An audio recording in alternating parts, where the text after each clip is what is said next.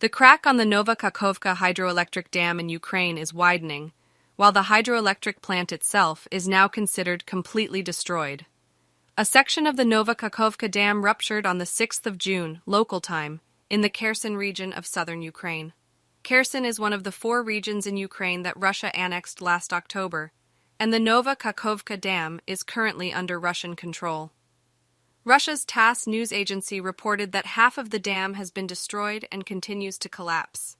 The agency quoted pro-Russian authorities in the area, stating that the water level has risen by 10 meters.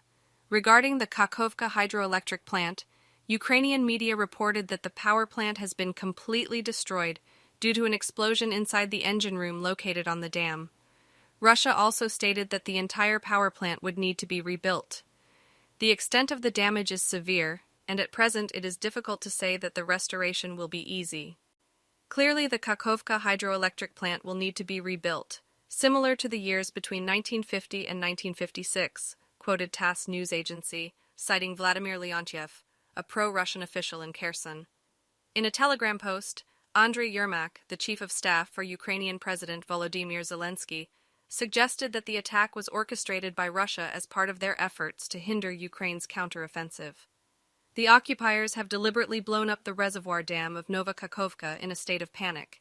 This is clearly an act of terrorism and a war crime, which will serve as evidence before the international court, Reuters quoted Ukrainian military intelligence.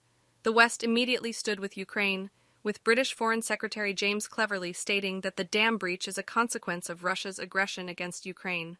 Additionally, Charles Michel, president of the European Council, declared that Russia will be held accountable.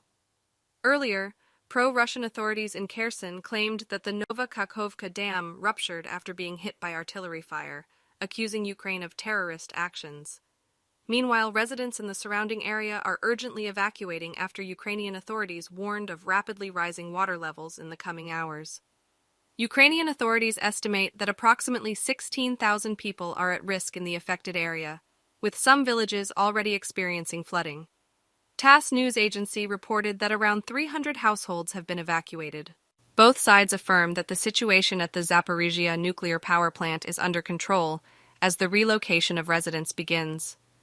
However, Ukrainian officials believe that Russia's intention is to instill fear in Kiev regarding the possibility of a nuclear disaster. Once again, the world stands on the brink of a nuclear catastrophe as the Zaporizhzhia plant has lost its cooling water. This danger is rapidly increasing, accused Mikhailo Podolyak, an advisor to President Zelensky.